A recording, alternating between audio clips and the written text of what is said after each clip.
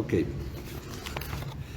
Vamos a ver, entonces dice, a diferencia de los otros evangelios, Juan dedica más detalle al diálogo entre Pilato y Jesús, aunque omite algunos aspectos notables. Lo que es Mateo, Marcos y Lucas son más breves en cuanto al cuestionamiento de Pilato a Jesús.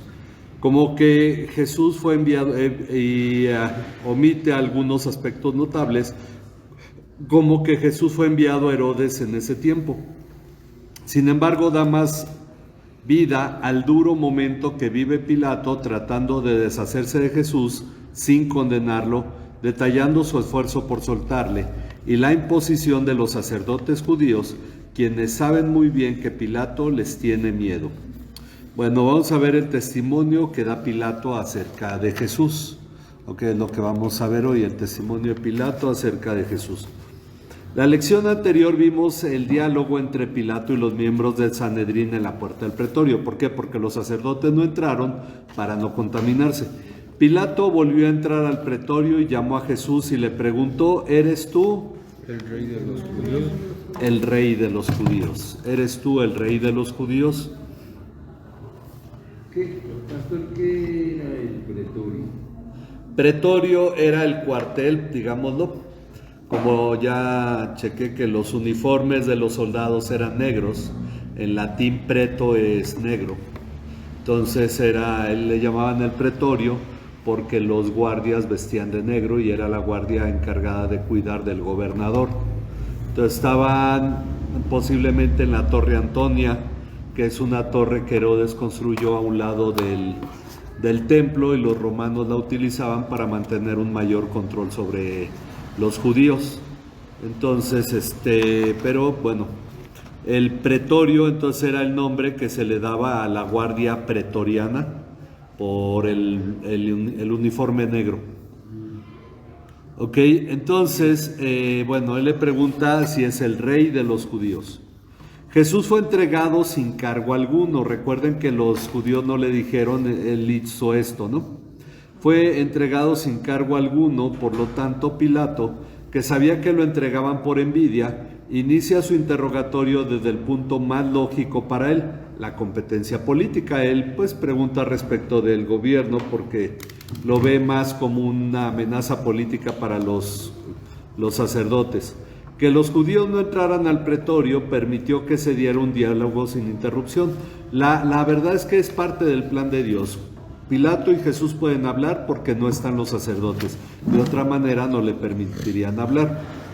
Jesús respondió a lo que le preguntó Pilato. ¿Esto lo dices por tu cuenta? ¿Esto lo dices por tu cuenta? ¿O porque otros te lo han dicho de mí? Ok, Jesús no va a negar que es rey, él va a aceptarlo de hecho más adelante. Pues lo es, pero no en el sentido que Pilato lo entendería, por eso tampoco le dice que sí es rey, un rey terrenal. Por eso le pregunta a Pilato por su propio testimonio, prácticamente le está diciendo, bueno, ¿tú qué dirías? Es lo que en otras palabras le dice, ¿esto lo dices por tu cuenta o porque otros te lo han dicho de mí? Jesús sabe que Pilato sabe lo que ha enseñado Jesús, o al menos sus movimientos. Pilato contestó, ¿acaso soy yo judío? ¿Acaso soy yo judío? Tu nación y los principales sacerdotes te entregaron a mí. ¿Qué has hecho? Pastor, pero si los judíos odiaban a los romanos, y los romanos a los judíos, ajá. ¿Por qué en este caso fueron y hasta se sometieron? Bueno, la lección pasada vimos que vimos que realmente no están sometiendo, sino que ellos se están imponiendo ante Pilato. Cuando les dijo Pilato, ¿qué acusación tienen contra él? Él les dijo, no te lo traeríamos si no fuera malhechor, es decir, eso no es asunto tuyo, lo traemos porque es malhechor y tú lo vas a castigar. Él les dijo, júzguenlo de acuerdo a su propia ley, y ellos le dijeron, no podemos matar nosotros a nadie, no tenemos permiso. Entonces están forzando a Pilato, lo están usando. Pero esto señala la palabra, ellos lo pudieron haber matado a pedradas, pero no era la muerte con la que debía morir Jesús, por eso esto viene de Dios. Entonces, el asunto es que los sacerdotes saben la importancia de Jesús y el pueblo se iría en contra de ellos. Recuerden que muchas veces no lo arrestaron porque le tenían miedo a la gente. Entonces, por eso hicieron todo esto muy, muy temprano, antes de que la gente saliera a la calle. Como romano, Pilato es ajeno a los conflictos entre judíos. A él no le importa lo que haga Jesús, los sacerdotes. Sin embargo, parece que los cargos contra Jesús han de ser serios, pues lo están entregando las principales autoridades judías. Por eso le dice, tu nación y los principales sacerdotes te entregaron a mí. Jesús le respondió, ahora sí acepta que es rey, mi reino no es de este mundo. Mi reino no es de este mundo. Si mi reino fuera de este mundo, entonces mis servidores pelearían. Para que yo no fuera entregado a los judíos. Para que yo no fuera entregado a los judíos, pero ahora mi reino no es de aquí. Ese ya está, no lo borré. Ok, mi reino no es de aquí. Esta verdad muchos cristianos la prefieren ignorar. El reino de Jesús no es de este mundo. Por eso se aferran a corrientes políticas y unos creen que Jesús establecerá un reino terrenal. Pues nos cuesta trabajo mirar las cosas de arriba. Nos quedamos con Abisai, ¿verdad? Colosenses 3 del 1 al 3. Colosenses 3 del 1 al 3.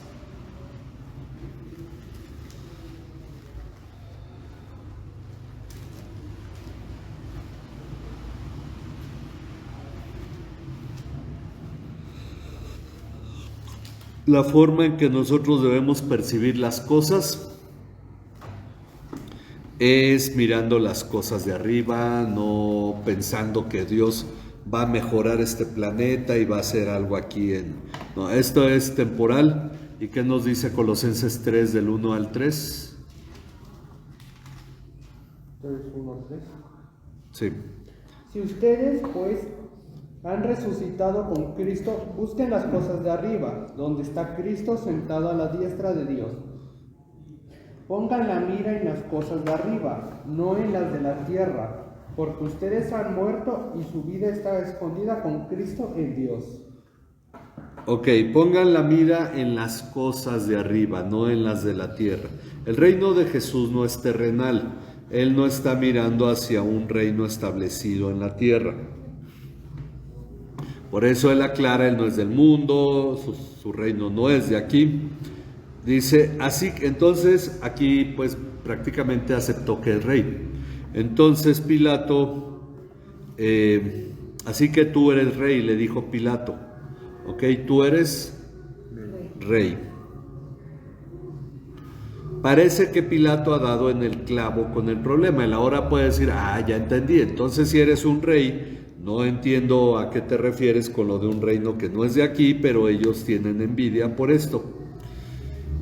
Tú dices que soy rey. Esto es una afirmación, no una pregunta. Una afirmación. Tú dices que soy rey, respondió Jesús. Y esta frase la señalan los 4 evangelios. Ok, sobre el diálogo entre Pilato y Jesús, creo que es lo único que en realidad los 4 evangelios señalan. Tú dices que soy rey.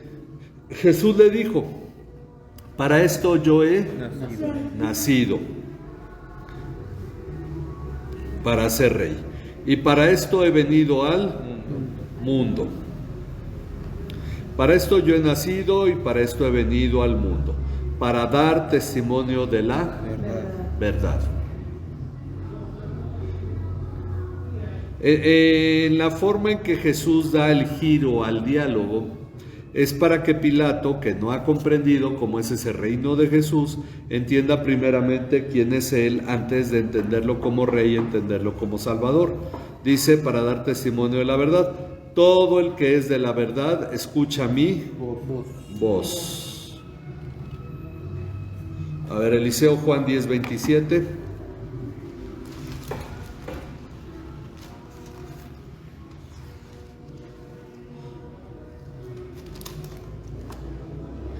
Mis ovejas oyen mi voz, yo las conozco y me siguen. Ok, todo el que es de la verdad escucha mi voz, y Jesús ya había dicho, mis ovejas oyen mi voz. Todos los que son de Jesús oyen su voz.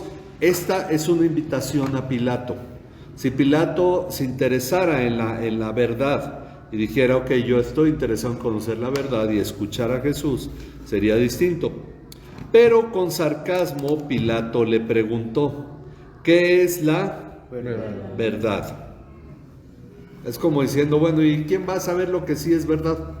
Todo el mundo tiene su verdad, ¿no? Entonces, por esa razón, ¿qué es la verdad? Y habiendo dicho esto, salió otra vez a donde estaban los judíos. Acuérdense, ellos estaban en la puerta.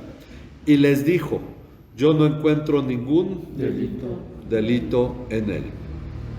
Este asunto de la verdad, del reino que no es de este mundo, no son asuntos de interés para el Imperio Romano.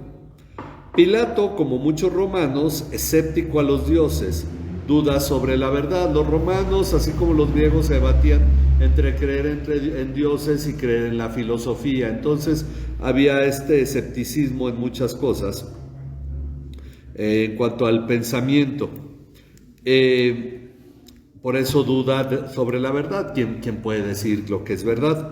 Sin embargo, da el primer testimonio sobre Jesús. No hay delito en él. Cuando dice no encuentro ningún delito en él, él está diciendo Jesús es inocente. Vamos a ver Lucas 23 del 5 al 12, Natán. Lucas 23 del 5 al 12, después Luis, ahí mismo en Lucas 13 al 16.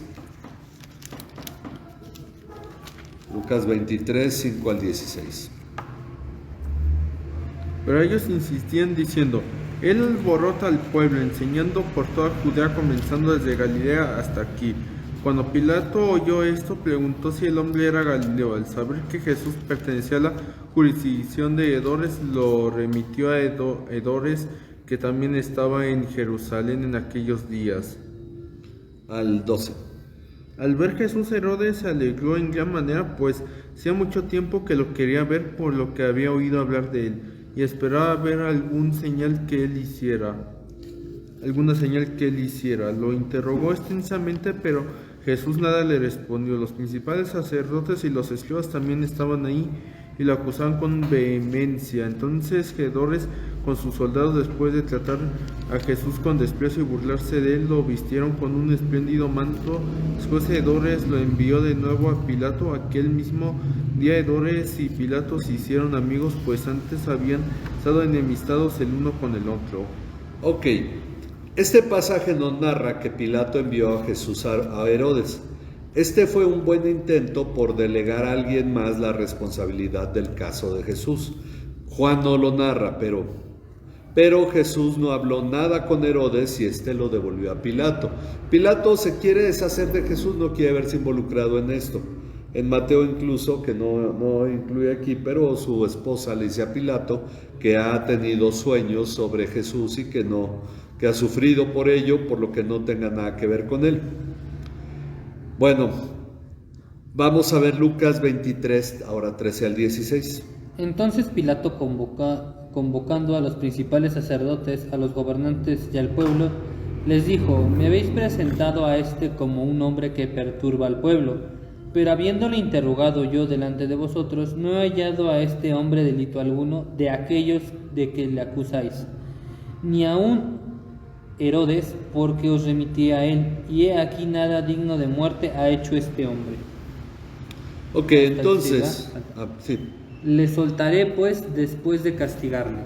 Ok, entonces Pilato dijo a los principales sacerdotes, a los gobernantes y al pueblo que él no hallaba delito alguno en Jesús. Él no hallaba delito alguno en Jesús. Ni aun Herodes había hallado en él nada digno de muerte. Ni Herodes ni Pilato, que son los que lo podrían juzgar civilmente o penalmente para sentenciarlo a muerte. Así que lo soltaría después de castigarlo. Ahora, pues si él no tiene delito, no tendría que castigarle. Pero este es lo que Lucas nos narra. Ok, volviendo a Juan, Pilato les dijo: pero es costumbre entre ustedes que les suelte a alguien durante la fiesta de la Pascua. ¿Quieren pues que les suelte al rey de los... Ok, al rey de los judíos? Según la historia, y en parte también porque nos lo dice uno de los evangelios, dice que Pilato mató judíos, los mezcló sus sacrificios con su sangre, entonces hizo una masacre. Y también, según Josefo, algunos narran, Pilato no tuvo una buena relación con los judíos, o hizo algunas matanzas. Ya lo que hablamos también la semana pasada sobre los que dijeron: prefiero que me maten que deshonrar a Dios delante de Pilato, y Pilato tuvo que ceder. Entonces, en su intento por liberarle, Pilato se equivoca al usar el sarcasmo en la forma de nombrar a Jesús. Pilato sentía menosprecio por los judíos, por eso digo, si les dice quieren que le suelte al rey de los judíos, hasta se ofende, ¿no? Entonces como que fue un intento y a la vez no pudo evitar su sarcasmo, ¿verdad? Entonces volvieron a gritar diciendo: no a este, sino a Barrabás. Y Barrabás era un ladrón. Barrabás significa el hijo del padre. Bar y Abás. Bar, hijo, Abás, de Abba, padre. Ok, la teología mundana ha señalado a Barrabás como el joven que luchó por cambiar a la sociedad de su tiempo siendo un revolucionario. Lo escuché incluso de un pastor una vez, lo he leído en algunos artículos, y en a Barrabás como un luchador social. Pero nos dice que era un ladrón y que estaba por asesinato en la cárcel. Bueno, vamos a ver Lucas 23, 19.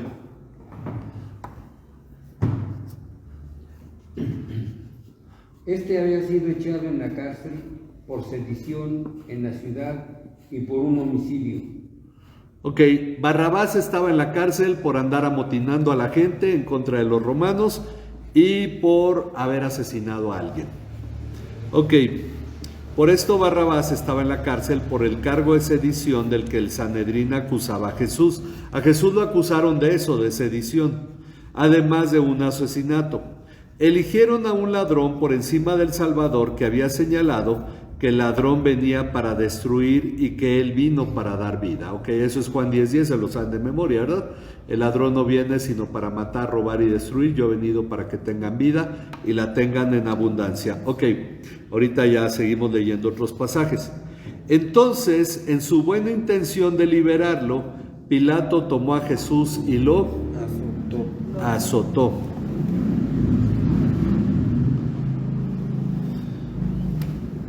¿Por qué lo azotó? Para que la gente dijera: bueno, pues ya está castigado, pues ya, ahí está, ya lo dejó ir. Esa era su intención. Pero recordemos, los azotes romanos eran muy encarnizados, tenían puntas de plomo en los látigos, y entonces los azotes destrozaban la espalda. Tras azotarlo, los soldados tejieron una corona de espinas. La pusieron sobre su cabeza y lo vistieron con un manto de púrpura. Igual que los soldados de Herodes, para burlarse de Jesús, ahora estos ya lo habían azotado. Y acercándose a Jesús le decían: salve, rey de los judíos. Y le daban bofetadas. Esto era sobre el corazón que había en los romanos, el menosprecio hacia los judíos. Pilato salió otra vez y les dijo: miren, lo traigo fuera para que sepan que no encuentro ningún delito en él. Ok, contando el de Lucas que leímos, por lo menos van 3 veces que Pilato señala que no hay delito en Jesús. Una vez más Pilato da testimonio de la inocencia de Jesús. Ok, una vez más, ahí debería decir.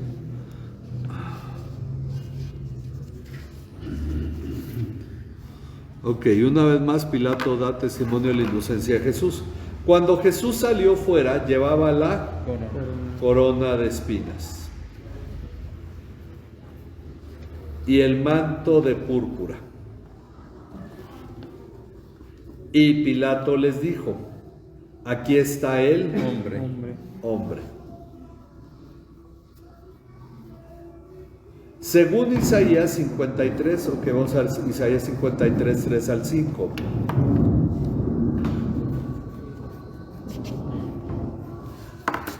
Isaías 3 al 5.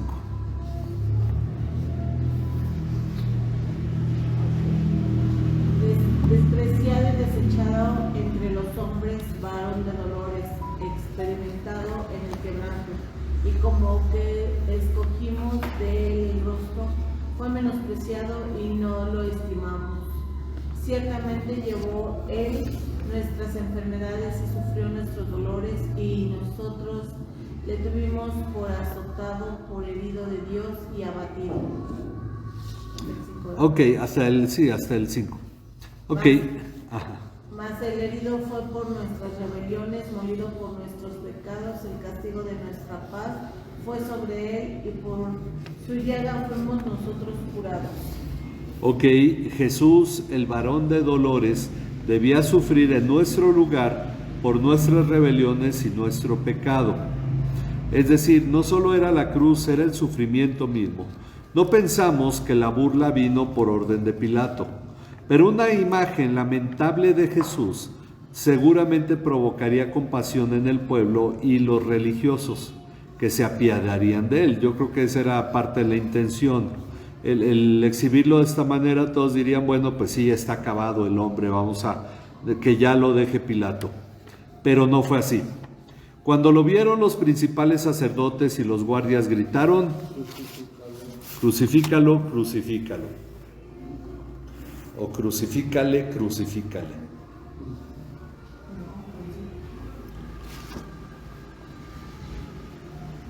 Ok, él esperaba compasión, no la tuvieron los sacerdotes, no la tuvo el pueblo. Sobre todo los sacerdotes y los guardias fueron los que gritaron. Pilato les dijo: ustedes pues lo toman y lo crucifican. Ustedes pues lo toman y lo crucifican.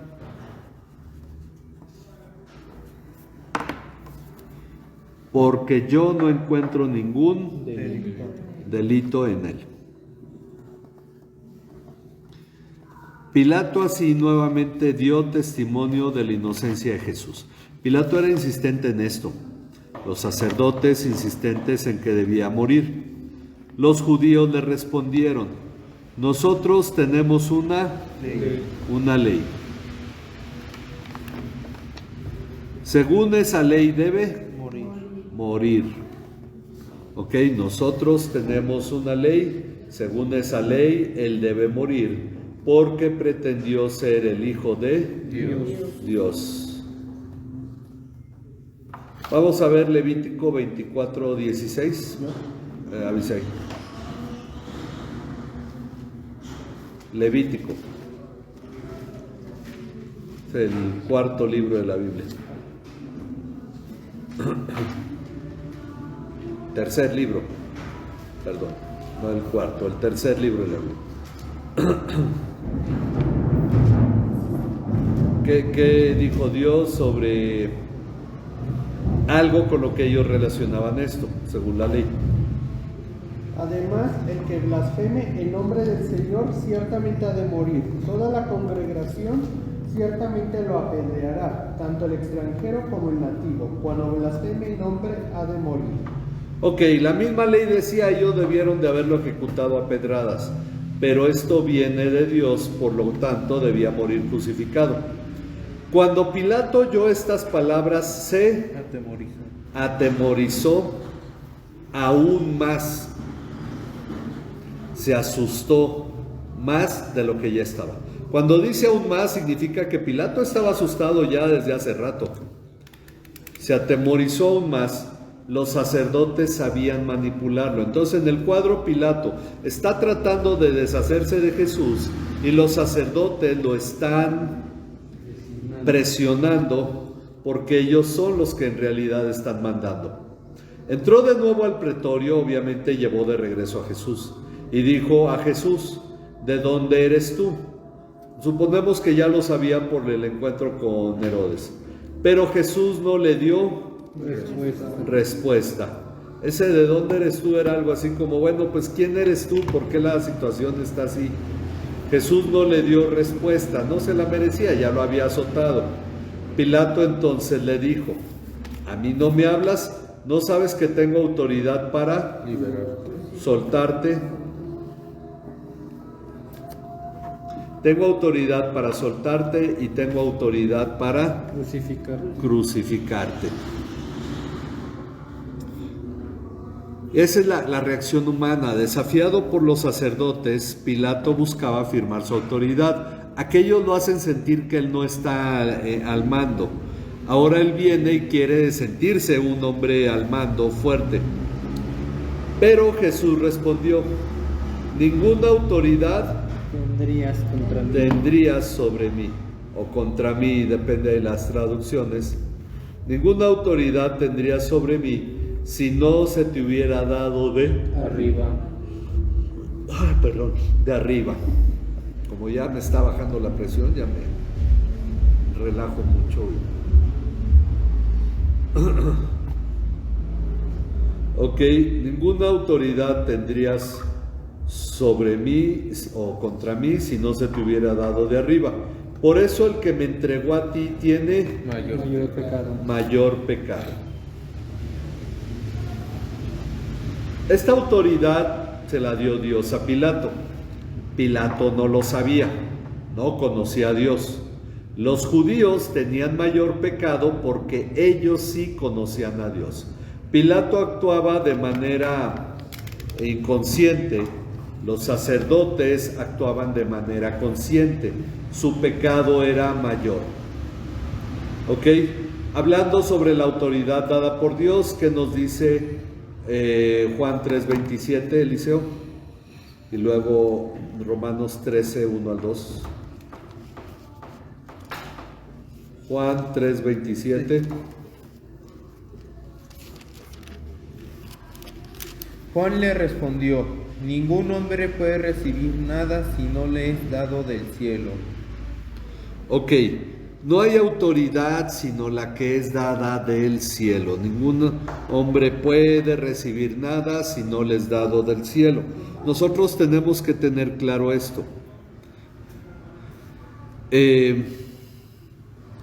Dice: del mismo modo, creemos que toda autoridad, buena o mala, es puesta por Dios con un propósito. ¿Qué dice Romanos 13, 1 al 2? Sométase toda persona a las autoridades que gobiernan, porque no hay autoridad sino de Dios, y las que existen por Dios son constituidas.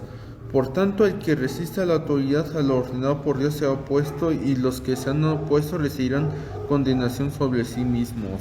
Bueno, un versículo en el que muchos cristianos no creen y siempre tienen sus motivos para no creer, ¿verdad? Que toda autoridad es puesta por Dios. Pero nosotros debemos creer lo que dice Jesús, lo dice Juan el Bautista y lo dice el apóstol Pablo, bueno, Dios a través de cada uno de ellos. Ningún hombre puede recibir nada si no les dado de arriba. La autoridad es puesta por Dios, no hay autoridad que no sea puesta por Dios. Ok, esto es una enseñanza importante de Jesús, la unimos a su reino, no es de este mundo, y nos vamos formando un concepto político más basado en la Biblia que el que luego humanamente tenemos. Como resultado de todo esto, Pilato procuraba soltar a Jesús.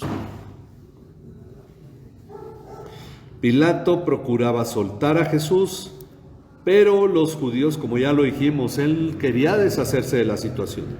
Pero los judíos gritaron: si suelta a este, usted no es amigo de César. Usted no es amigo de César. Todo el que se hace rey se opone a César. Bueno, todo el que se hace a sí mismo rey, porque los romanos tenían que autorizar los reinados, como el de Herodes, ¿verdad? El de Felipe, su hermano. Entonces Pilato, cuando oyó estas palabras, sacó fuera a Jesús y se sentó en el tribunal. Entendemos que en la última plática Pilato salió, habló con ellos, ya no sacó a Jesús hasta que ellos lo volvieron a presionar con esta frase. Pilato estaba asustado, sabía que su carrera política y posiblemente su vida misma estaba en riesgo si los sacerdotes lo acusaban con el gobernador de Siria, que estaba por encima de Pilato, y esto llegaba al César y se hacía un juicio contra, o al menos el César podía dictar sentencia contra Pilato, ¿verdad? Entonces se sentó en el tribunal en un lugar llamado el Empedrado, es decir, Pilato estaba listo para dar una sentencia. El Empedrado se llamaba en hebreo Gábata o Gabata, y era el día de la preparación para la Pascua. Aquí algunos discuten, bueno, que la Pascua no fue la noche anterior, ¿cómo está el asunto? El asunto es que también es una preparación para el día de reposo, y recordemos que habíamos dicho en la lección pasada que algunos lo tomaron un día después por el hecho de que caía en sábado. Entonces los fariseos procuraban, cuando caía en sábado, tomarlo en viernes para no meterse en toda la preparación cuando ya sería día de reposo. Bueno, era el día de preparación para la Pascua, eran como las 6 de la mañana. Ok, algunas versiones toman aquí la hora judía y dicen eran las 12 del día. Pero Marcos 15:25, ¿a quién le toca? Luis. Marcos 15:25.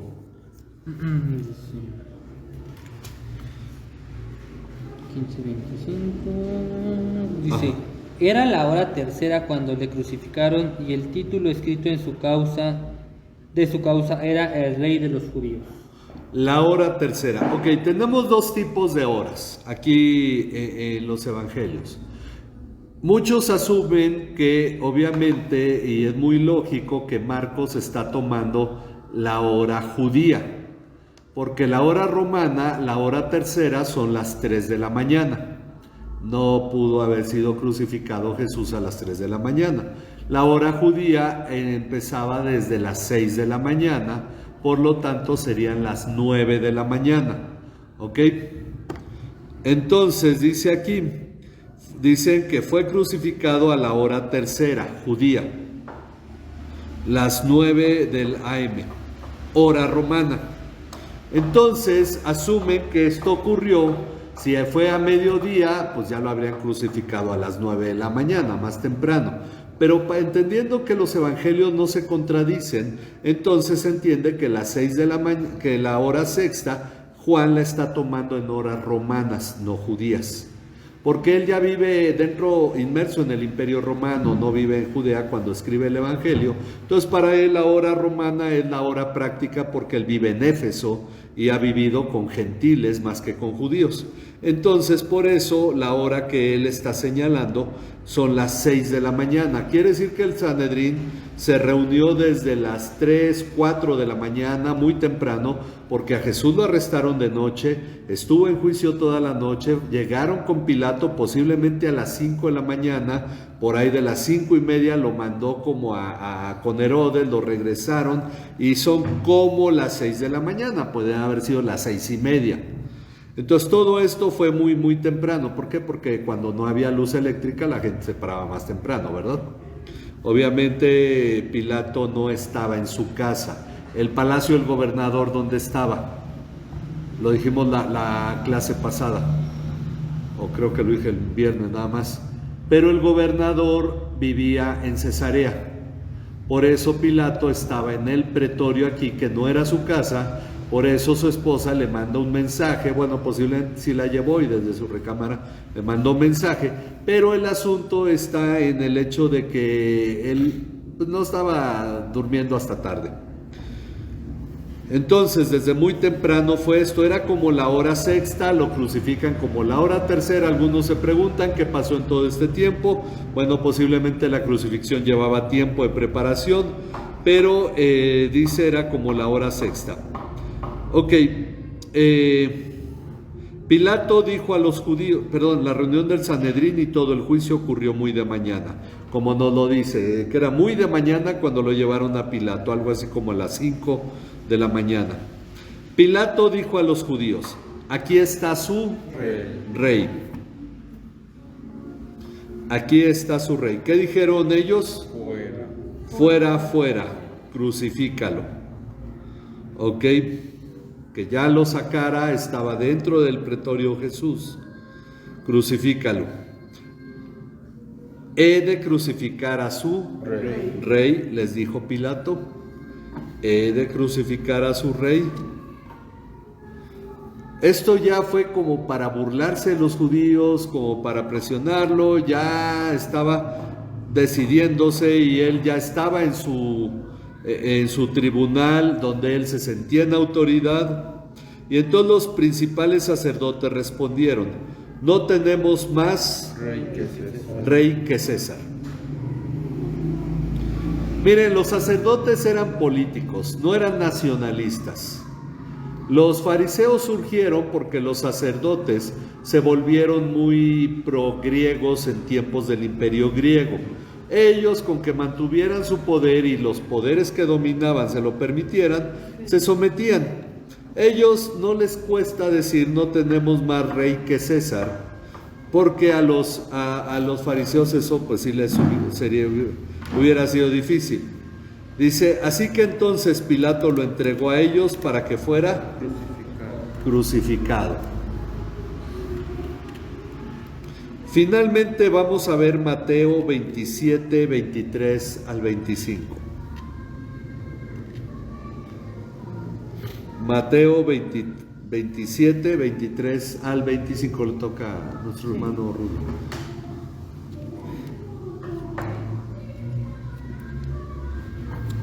Y el gobernador les dijo, pues, ¿qué mal ha hecho? Pero ellos gritaban aún más diciendo, sea crucificado. Viendo Pilato que nada adelantaba, sino que se hacía más alboroto, tomó agua y se lavó las manos delante del pueblo, diciendo, inocente soy yo de la sangre de este justo, allá vosotros. Y respondiendo todo el pueblo dijo, su sangre sea sobre nosotros y sobre nuestros hijos. Entonces le soltó a Barrabás y habiendo azotado a Jesús, le entregó para ser crucificado. Ok, entonces viendo Pilato que no conseguía nada, sino que más bien se estaba formando un tumulto, ¿qué tomó? Agua. Ok, y se lavó las manos. Tomó agua y se lavó las manos delante de la multitud. Por eso luego ahí entre los cristianos había ese dicho que antes de comer hay que ser como Pilato, ¿verdad?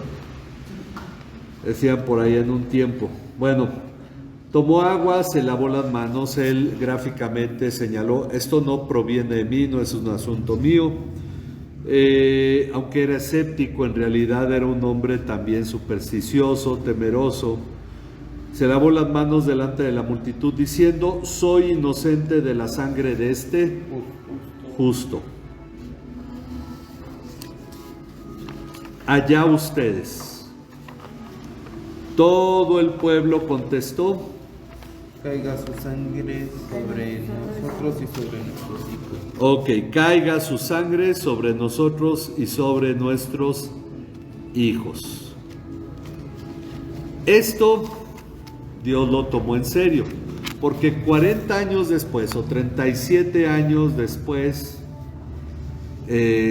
no, estamos hablando del año 30, 40 años después, en el año 70 y un poco antes, porque fue algo que duró como 5 años, hubo la situación más sangrienta, los judíos se mataron entre ellos en una guerra civil dentro de Jerusalén.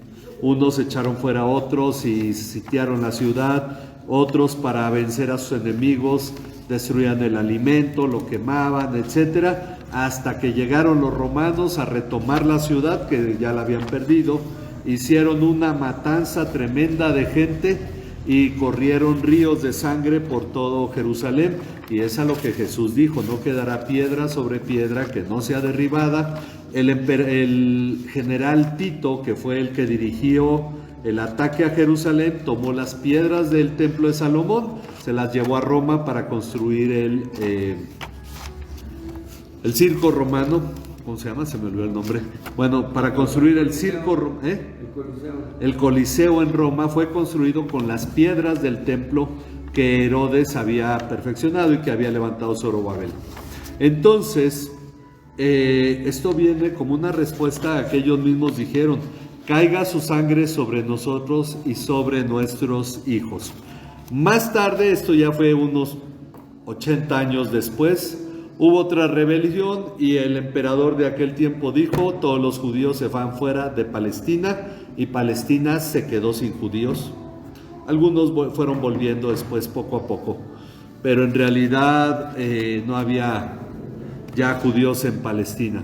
Y a Jerusalén la llamó Aelia Capitolina. Entonces, aunque el nombre no duró mucho. Bueno, esto vemos que vino como respuesta, ellos mismos lo dijeron: caiga su sangre sobre nosotros y sobre nuestros hijos.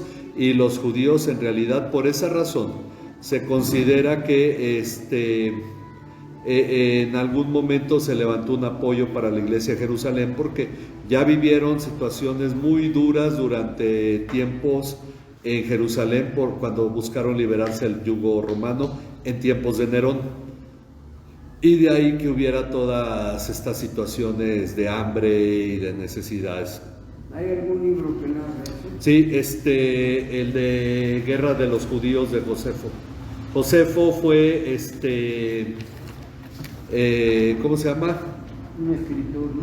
Bueno, él fue historiador, pero fue testigo ocular. Josefo, de hecho, dentro de esa guerra le tocó defender una ciudad en Galilea y fue vencido por Vespasiano, el padre de Tito. Vespasiano fue enviado por Nerón a recuperar todo Palestina cuando lo perdieron, y Josefo halló gracia delante de Vespasiano, su hijo Tito y su hijo Domiciano. Domiciano y Tito fueron emperadores igual que Vespasiano, pero lo hicieron parte de la familia, por eso se llama Flavio Josefo, porque el apellido de ellos era Flavio Domiciano, Flavio Vespasiano y Flavio Tito era el apellido de ellos, y lo hicieron miembro de la familia y lo llevaron con él todo el tiempo porque él estaba escribiendo, y de ahí se volvió historiador escribiendo todo lo que estaba ocurriendo. Entonces él narra con mucho detalle todo el asunto de la guerra de los judíos contra el Imperio Romano, de toda la destrucción de Jerusalén. ¿Él era judío? Él era judío y es el del Nuevo Testamento, es tomado como el historiador pues contemporáneo al Nuevo Testamento, por eso su información se considera con de mucho valor. Y vale la pena leer la verdad a Josefo. Escribe sobre las antigüedades de los judíos. Él viene escribiendo desde Adán y Eva, narra toda la historia y narra muchos aspectos importantes, lo que pasa entre el Nuevo y Antiguo Testamento, y en verdad pues vale la pena. Yo lo que tengo es un libro que resume, porque hay mucha información que de pronto da Josefo. Dice: hubo un banquete y describe las comidas, y entonces pero se llama Josefo los escritos esenciales, se llama el libro, es de editorial Portavoz, y el autor tiene un apellido alemán, no me acuerdo ahorita del nombre, se me fue el nombre del recopilador. El autor es Josefo, se llama Josefo los escritos esenciales, creo que se apellida Mayer, pero bueno, vamos a orar para terminar. ¿Hay alguna otra pregunta? ¿No? Ok, pues vamos a orar para terminar y terminamos la grabación. Hoy grabamos porque no hubo internet y ya estaré subiendo esto posteriormente. Pero agradecemos a todos los que han visto este estudio. Padre, te damos gracias, Señor, por guardarnos, por concedernos este estudio, por todo lo que nos has permitido analizar el día de hoy, Señor, y poder ver de qué manera, Señor, el mundo no comprende lo que ha sido la obra de tu Hijo Jesucristo. Nosotros como cristianos debemos comprenderlo y saber que a través de lo que nos narran los evangelios, Mateo, Marcos, Lucas y ahora Juan, pues nosotros debemos entender el amor de tu Hijo Jesucristo hacia ti, el amor que tú has tenido hacia nosotros, el amor que Él tuvo hacia nosotros, la razón por la que nos amó para que fuéramos su iglesia, sometiéndose, Señor, a todo este escarnio, como Él dijo: si mi reino fuera de este mundo, mis servidores pelearían para que yo no fuera entregado a los judíos. Pero sabemos, Padre, que su reino no es de este mundo. Por esa razón entendemos que Él pelea en una esfera diferente, y peleó y venció y ha sido victorioso, Padre, y que ahora nosotros tenemos vida eterna gracias a que Él entregó su vida, tal como Él lo había dicho. Te damos gracias, Padre, por tu Hijo Jesucristo. Sigue obrando en nosotros, en la salud de cada uno de la iglesia. Sigue obrando en el corazón de cada uno de los que conformamos esta iglesia. Que no falte tu paz ni tu gracia en nuestras vidas. En el nombre de tu Hijo Jesucristo te lo pedimos y te damos gracias. Amén. Amén. Dios les bendiga.